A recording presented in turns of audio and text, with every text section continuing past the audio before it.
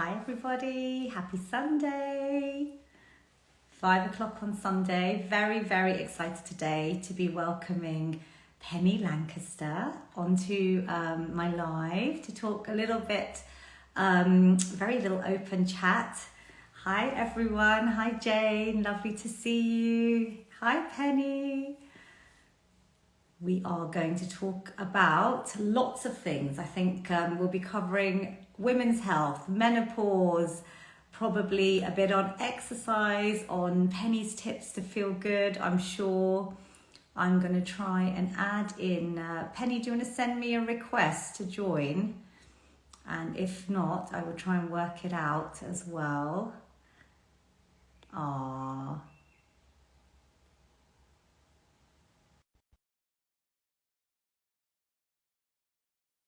How is your Sunday I'm here. going? Yay, you I've made never done one of it. these. I was just going to ask you, I was like, is this the first live? Because that is such an I might honor. have done one way back in lockdown, but it was so far away, long ago, I can't remember now.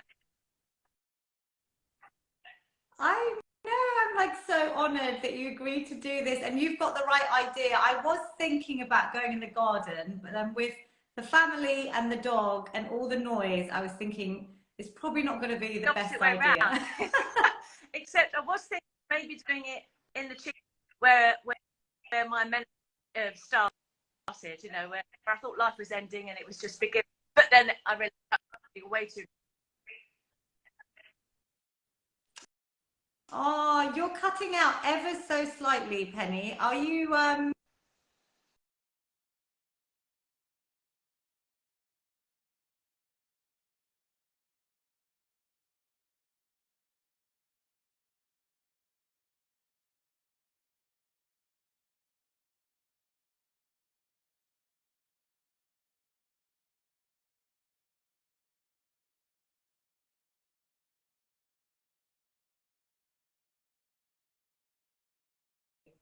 there we go. Sorry. Am I back?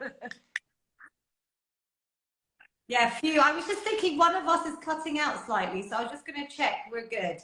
So welcome everyone. There's loads of people joining on this lovely sunny Sunday afternoon where we should all just be in the garden relaxing. So I really appreciate everyone joining. Penny, you and I have had some amazing moments with Menopause Mandate, like surreal moments for me. And we're both patrons and we're both very passionate about this topic. So it kind of feels like the best place to maybe start. Um, I've had such lovely conversations with you there. And I remember the last one, we were bonding over like food and motherhood and menopause. And I just thought, can you imagine how people would love to hear all of this stuff, especially about you? Well, it's been an absolute pleasure. We have had so much time, and what a way to start a new friendship in that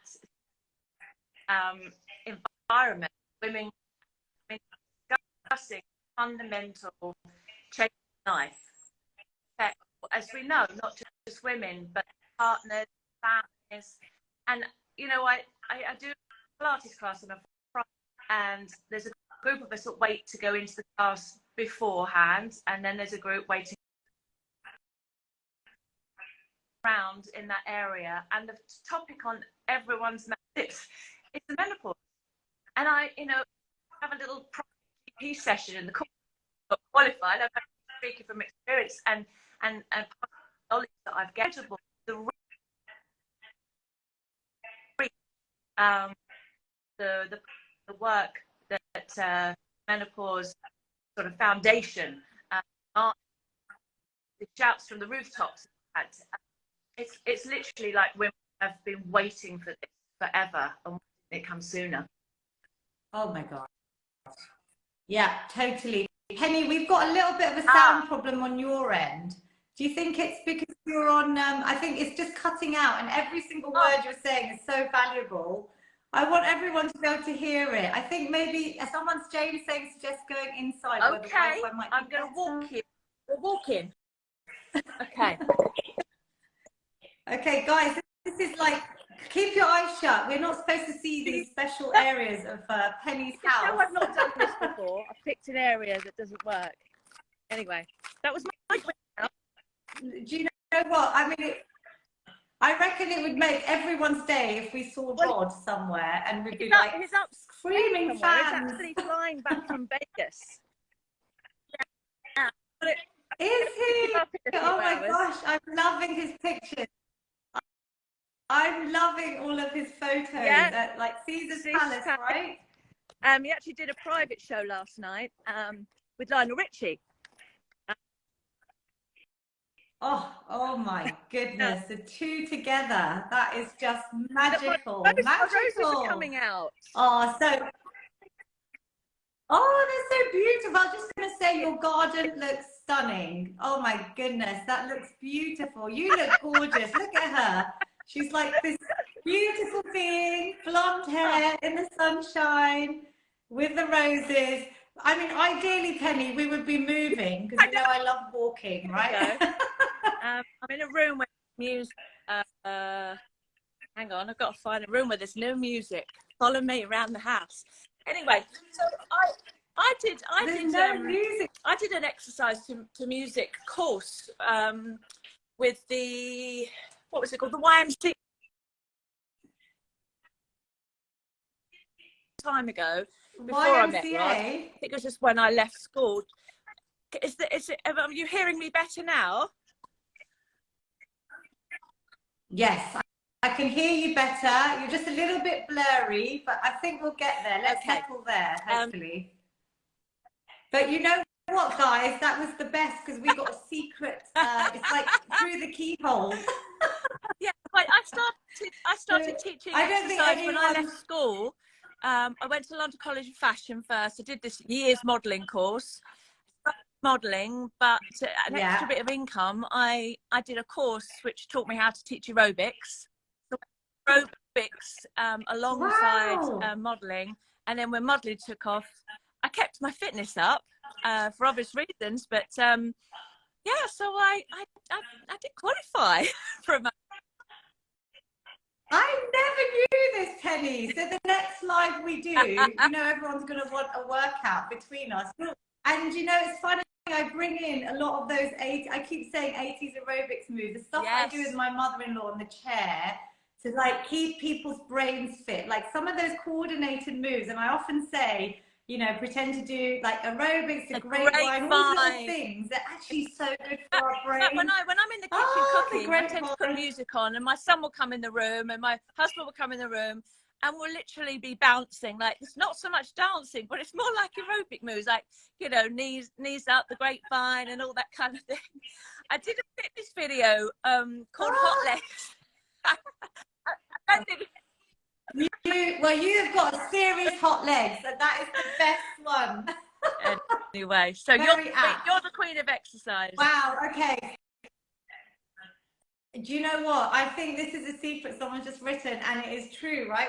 I mean, it's so lovely that you're just so open and warm, and the fact that you've just like shared that with us, because I was asking you actually, obviously, about exercise, and if anyone doesn't know. You know, I only qualified 4 years ago. I think it's quite interesting how both of us, in a way, through midlife and through perimenopause, have kind of changed completely different career paths to what we were doing. Maybe, you know, if I was focusing on being a mum of 3. I know you've got a whole clan there at home. Have just and I was out in Lancaster with Rod Vegas, and his son and their partner Louis, and Ruby, and had their little within 3 days of one another, and I got to cuddle both of them. Oh my goodness, you're a grandmother. That is amazing. And how beautiful. Tips, you know, not telling them what to do, you know, mummy's best, but just they were asking, so how did you cope, for instance, or what were the nighttime sleep were like? what's the kind of worst bits that I'm looking out for. But it was just lovely to see them blossoming with their little Oh, oh, so yeah. special. And the fact that you were there, right? I mean, look, I always say, like, one of the kind of reasons I think it's so important to look after our health is those days when you do have, you know, that responsibility and you want to be able to look after your grandchildren. You hear that all the time, right? But just the fact that you're fit and well and active is just going to be so important, right? When we're running around over after these My little mum's kids. incredible. She's like one of my role models. And when I'm away, she often looks after our boys. The little one, the big one can drive herself everywhere. But 12-year-old, and she stays over, runs, you know, food, the dinners and things. You know, she's definitely someone that I can rely on. And you know, she's in her late 70s now. She's fit. You know, she looks after the horses and always on her feet, running around. So even if you're not actually doing a class, as long as you keep moving, and that weight bearing yeah, you know, with when your hormone levels drop, age, we lose that calcium in our body, osteoporosis setting. Yeah, osteoporosis, sarcopenia, where we start losing muscle mass.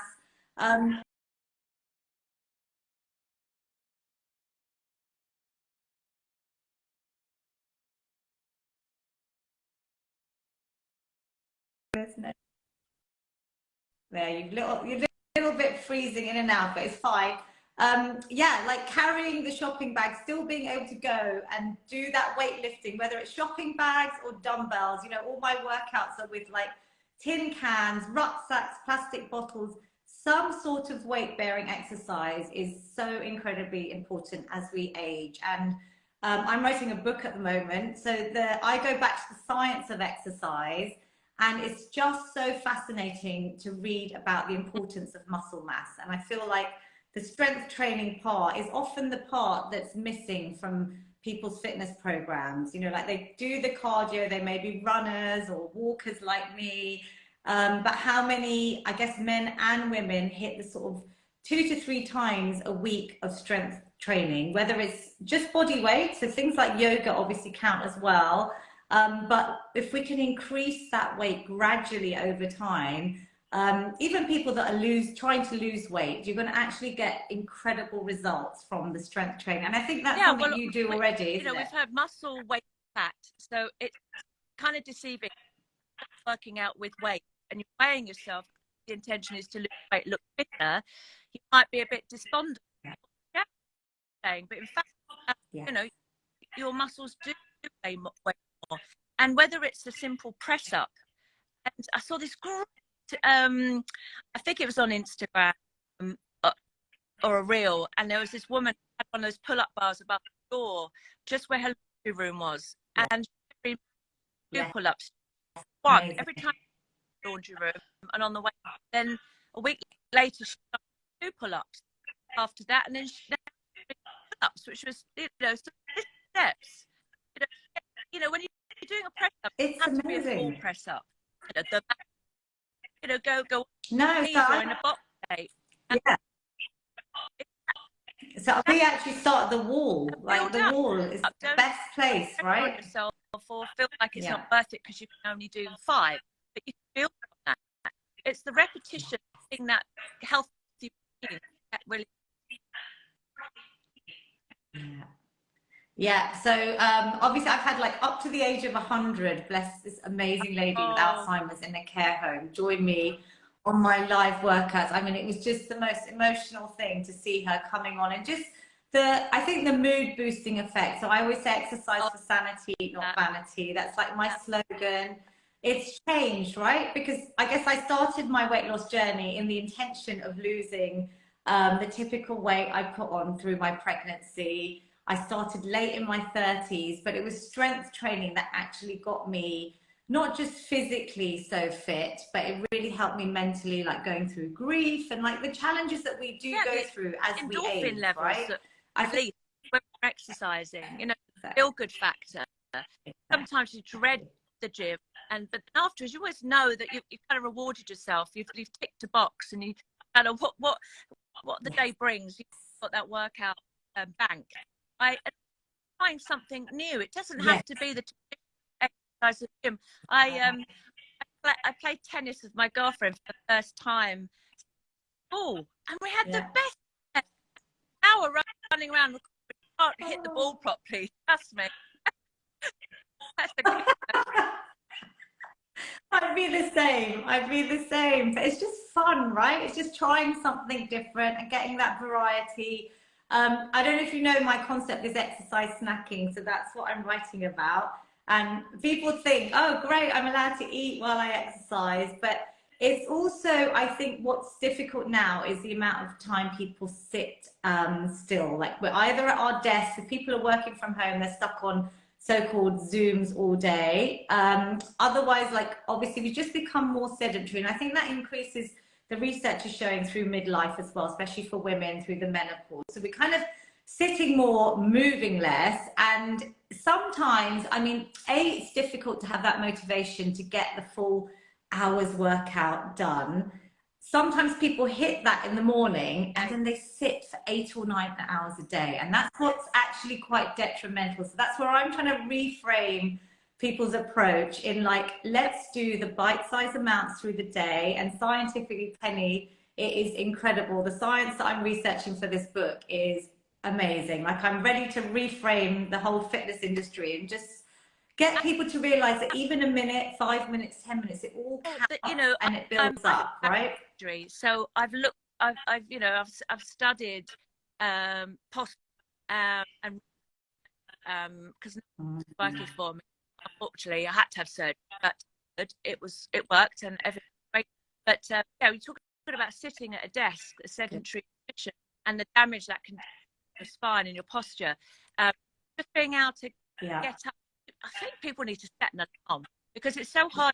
Gosh, I've been on there for 2 times, just sitting there. Also, the health of your eyes, staring at a screen. You need to be able to look out the window into a long distance, focus to stretch your eyes, body. Oh, so my gosh. Even if you're not exercising, get up from the chair, lay on your back on the floor with your feet up, nice, and do some stretching for. Because, along with fitness, the cardio and the weight bearing exercise, it's so important to stretch and lengthen. I mean, I used to work in the corporate world before, and in my 20s, I literally had, like, chronic, from seeing a physio at work. I mean, in those days, I used to walk in pointed high heel shoes everywhere. And now you see me everywhere in my trainers, even in Parliament.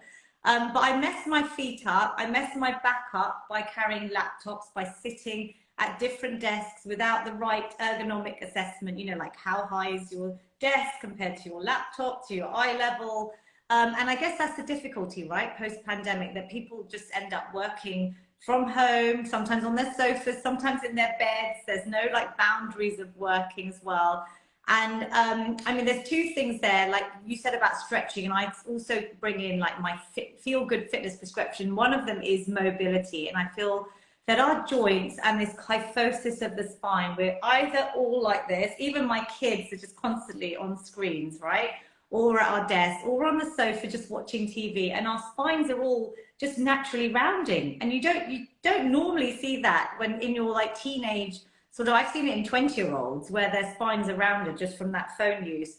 It's really quite scary and detrimental, like, if you've had a back issue that bad later on in life. So mobility, I feel, and that's the stuff that I do, like in my free workouts, we spend like 5 minutes just warming all the muscles up, the joints. But that's stuff you can do, that I go into corporates and I tell them, like, just keep moving, set that alarm, ideally every half an hour or an hour, get up, even if it means go to the coffee machine or lap round your house, or do your laundry in between and make it inefficient and use your stairs. But mobility stuff, like just simple neck rolls, like shoulder rolls, our wrists, our ankles, our legs, our hips get really tight when we sit. It's so important and so effective. It's not always about like a crazy hardcore workout as such. It's about, you know, using It's that finding that, stretching, that yeah, mobility, all and balanced, it's when all you've got so balanced. many options, it may be a bit, well, I don't know, this advice, Yes. do I go to the gym, do I do tennis, do I stretch? No, but I think if you map out yourself and try and stick to routine is so important. You get out of that routine, you get distracted, come along. People often hurt time. So I map out those little increments of time and try and stick Yeah. easier to follow. Yeah, Oh, yeah. You are starting to cut out again for some reason. I know. Can everyone hear us? Hear me okay? I think, can everyone hear Penny? Does someone want to just put a thumbs up and just make sure? I think we were pretty good, but you are just giving such gems, and it's just such a, like, this is like the most precious time. I want to make sure we get all of your amazing so wisdom and knowledge. I'm not.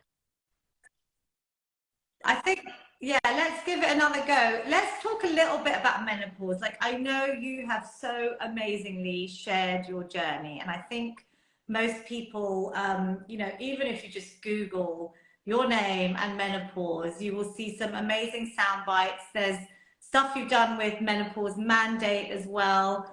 Like you kind of shared your incredible journey, and it's sort of quite similar to Yeah. mine, that it was in the COVID pandemic that I actually realized, and I did confuse it with COVID, and that's something that I also, you know, I heard in your story too. It was really kind of worrying and confusing. I think a lot of women can probably relate to that. And if there are men watching, we want you to stay, because that's so important that you're there You to support all the women in your say, lives but yeah, I and mean, listen to this. after I realised that it was menopause I was dealing with the girls or loose women pointed out to me, I finally got the right. Initially, I was put on to antidepressants because you feel like you're going mad, crying all the time, and the doctors who haven't been trained, just that's the first option, isn't it? Throw those kind of drugs at it, and misconception of HRT is not a drug. It's not something foreign we'll put in our body. It's something that we naturally always produced. We're just producing less of it, so we're only replacing it. We're not adding an additional thing to our bodies. And so when I got on that, I was able to get my life back, and that's when I started my new career in policing. And as you all know, like, policing is mostly male dominated. I mean, they're trying really hard to bring a lot more women to the job. And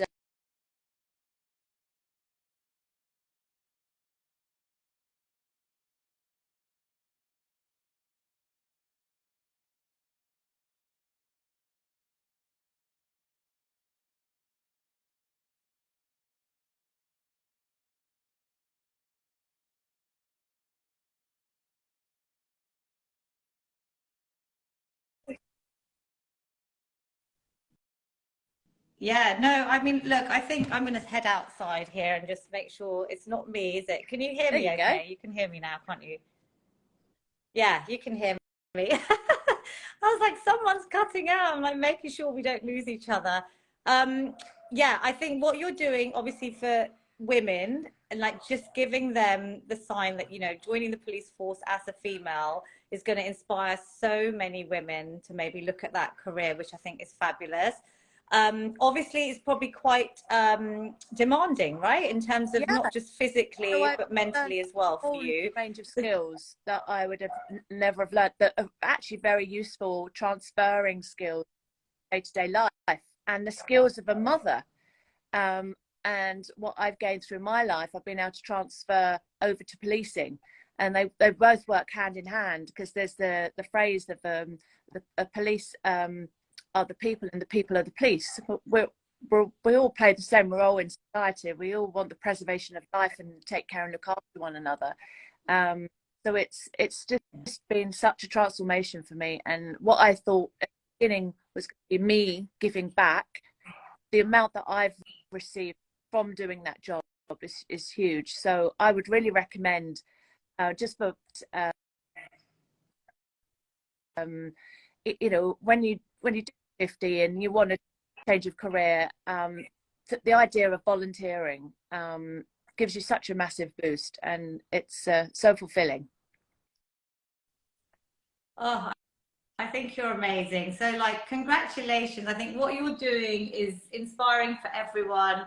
It's wonderful to see that you've got through the hard part of the menopause journey and that you're in a much better place. I think that's where I feel, especially in the South Asian community, and you know that's why I make a lot of noise with our menopause mandate team, where I feel like a lot of work needs to be done around these taboo subjects. Like my community, unfortunately, has never really talked openly about periods or sex, or the word perimenopause was never even in the vocabulary. There's probably not even a proper translation in so many of the Indian dialects as well.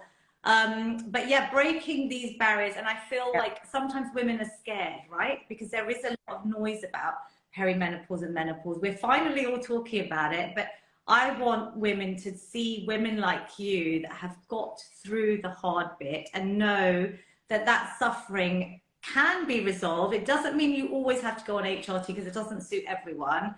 I obviously say exercise and lifestyle changes are the key for our long-term health anyway, with good food, sleep, stress management, like it's a holistic approach, right?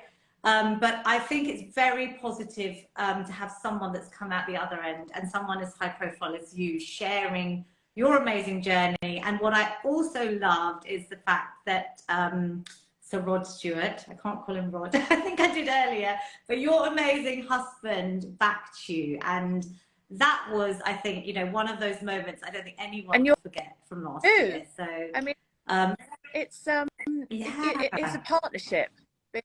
You know, when you're suffering, people that you love most are suffering around you, and if they can recognize that and you can share how you're feeling, even if you don't understand it, sometimes just talking about how you feel can offload that pressure and that anxiety.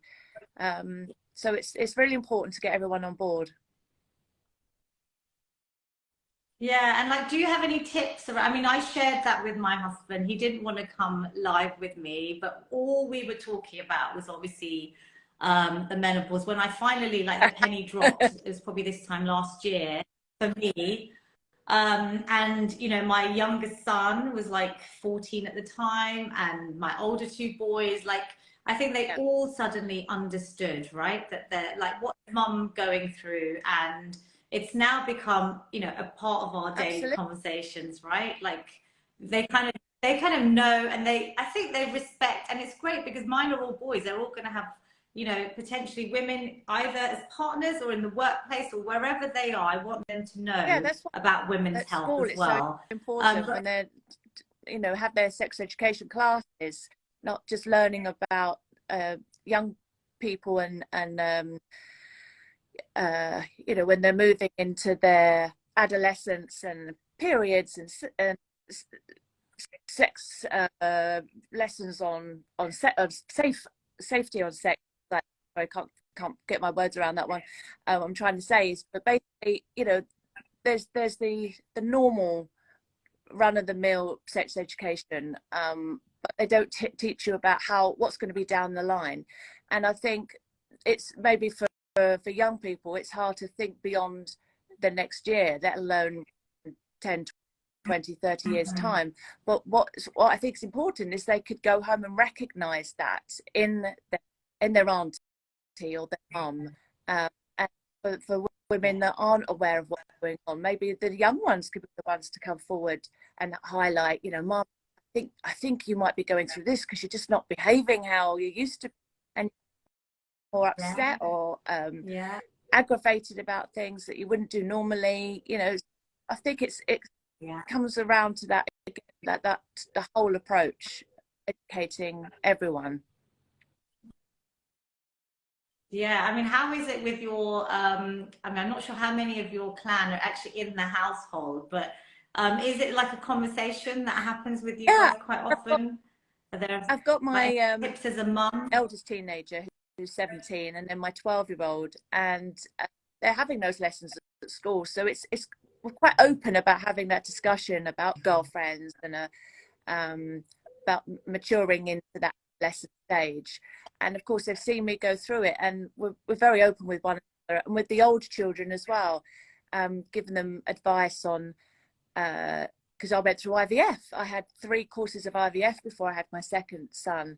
So they all tie in together. And I'm sure my experience with IVF could have kind of offset, brought on the menopause earlier, or made the symptoms worse. Who knows what those kind of are looking like. But yeah.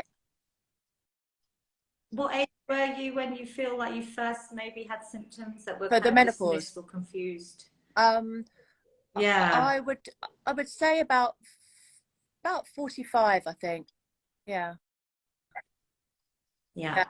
So I'm 45 now, but I reckon I started getting symptoms when I was 40, which is obviously, as everyone would sort of classify, very early. But now we're finding out that South Asians can go through Right. it 5 or 6 years earlier than the average white female, which is again, something I try and get out there as much as possible. And people are kind of like shocked to hear that, right? So, and I think everyone's So, so maybe different. that's why I was struggling, to fall pregnant a second time, because I was sort of entering that perimenopause. And of course, IVF is a very stressful, physically and mentally to go through. So maybe I was sort of battling 2 things. So I was lucky to fall pregnant that third round, and then sort of Yeah. breastfeeding. Yeah, it was sort of maybe a knock-on effect. Maybe it sort of brought it on straight after, because I didn't seem to have much respite in between going through IVF and then battling on Yeah. with and then of course you'd start thinking, well, maybe it's postnatal depression. Like, so close to I that was just cusp gonna say, of the menopause. yeah. And I guess when you first went to your GP, I think, did they Yeah. prescribe you antidepressants at the time, which I hear a lot. I hear a lot of, right? I mean, we have got, a couple of GPs on that have said, there's a male GP who said on this chat already that, we're not all misinformed. But I guess it's just, the fact that, it's one of the things that we put is like we've touched on the school education, we've touched on like the medical education for GPs, and covering the menopause has never really been part of their whole agenda. So many of them are having to do now courses and learn about the menopause on the job and HRT, and then like everyone's so different, right? Finding that right. For me, I've been on it for about a year, and I did it mainly because my grandmother had Alzheimer's, and I'm looking at the sort of long-term health in terms of my bone health, brain health, heart health. And obviously I try and do all my good stuff, the feel good stuff, with my lifestyle changes and exercise. But like you say, I look at it as a rebalancing of hormones. And I'm actually not quite there. I would say I'm more stable the last 2 months, but I've had to sort of dip and dive because I Yeah. wasn't on Body Identical at the beginning, and then I decided to go on it, which is, what's recommended.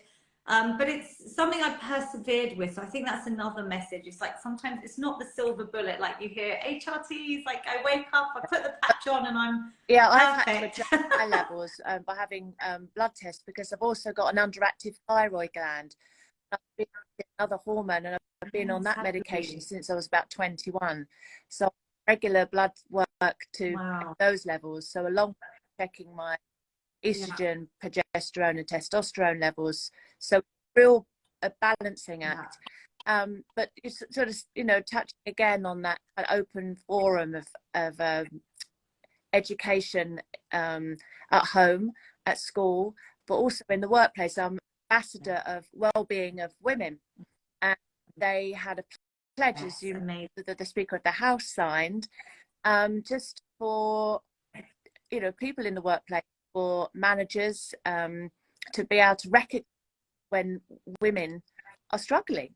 And there's so many in the top of their Yes. profession where they could be in the position where they're getting promoted, but they're actually having to maybe cut their hours, consider leaving the workplace just when they're most prime.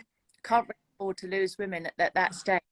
They're feeling like they cope. So it really is important to have that discussion in the workplace and have a safe place for people to feel, you know, because it's kind of under the umbrella of mental health, that they're not going to be exposing themselves to and have the risk sort of being carted out, but rather than having that, to have that workplace support them, give them some extra time off, give them a long lunch break, flexible working hours. It's so important.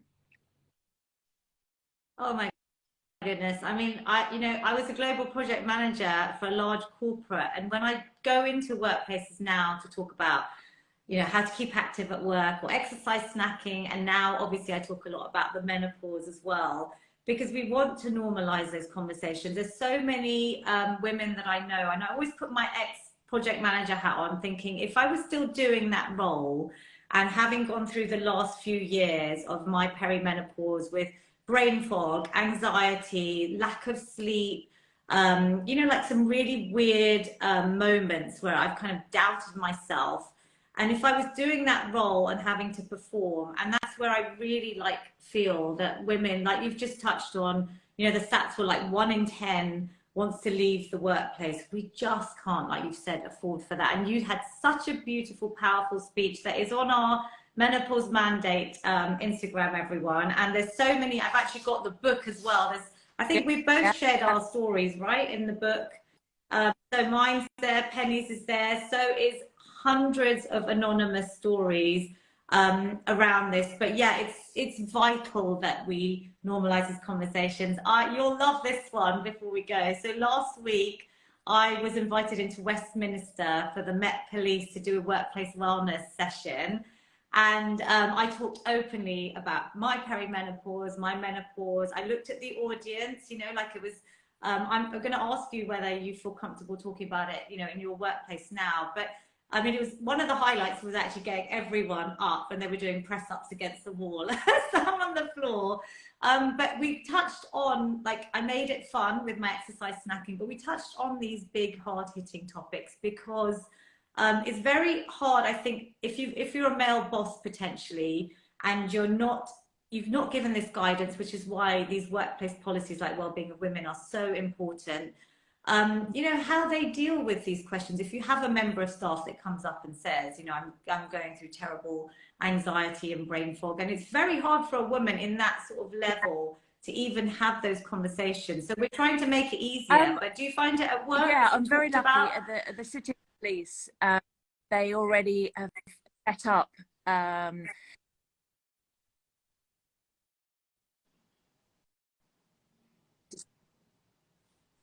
I think you've gone on mute. And there was one of the duties we were going on, where once it's decided that what we're going to wear, everyone has to wear the same because it's a look that they require.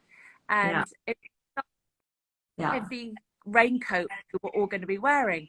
And I thought, I'm just going to die in that. I'm not going to last all day. So I was nervous initially to go and ask my supervisor, who is if it was at all possible, if I could wear the light coat because of the symptoms of menopause. And to be honest, I felt like this a pregnant pause. I just thought I was going to get a negative on it. But in fact, great support. I said, absolutely, Penny, totally. You wear the lighter one. And I was like, really? Wow. I was thinking, when women go into the workplace of a male-dominated place like the police, you think you're not going to be given those considerations, but I was, and I've with other women as well that have requested things because of their health, given that opportunity to speak about it and to be given those changes to make them comfortable to do their duty. Well, you've just paved the future for all those female police officers to not be scared, and probably people listening, if you're struggling at work, I think one of the biggest things is sometimes just be brave and just be open and go for it, because they're probably worried about opening up and judgment. But the fact that you've done it is brilliant, right? I think even when we went into recently, a few of us went into the Old Bailey, and it was literally you know, very old school, very traditional uniforms. There's literally no windows in the Old Bailey at all. So any women that may be suffering from hot flushes and things, it's like getting those small things that can make such a huge difference to each individual woman. But I think it's sometimes don't be too scared to ask, right? It's taking that brave step. Oh, Penny, I could just talk to you for hours, but it's Sunday and I've already got you in from outside in this glorious weather. I hope we've had so many people join, and I one really, of my first live thank and it was you. a pleasure to have it with you, my darling. Oh, thank you. Yeah. Next time we're exercising, I normally get you up, but I'm going to get you ready to show me those 80s moves again. And I remember you showing me how to pose in Parliament in my little, the modelling pose. I was literally next to you in a photo and I looked at you. You were like towering over me and I was like, I'm in trainers. I mean, how do I stand, Penny, and look like you? And she was so sweet, everyone. She gave me tips, and I think you've got a few more women huddling round. So you are an amazing, amazing being. I mean, she's not just everything you see out there. I think what I wrote in my post was, you know, you're just the fact that you are so genuine, so open, and you're doing amazing things. So I'm just blessed that I got this time with you. I'm grateful for you asking. And at the end of the day, we're all in together, aren't we? So if you can't reach a hand out and a friendly ear, sometimes you just have to be there to listen.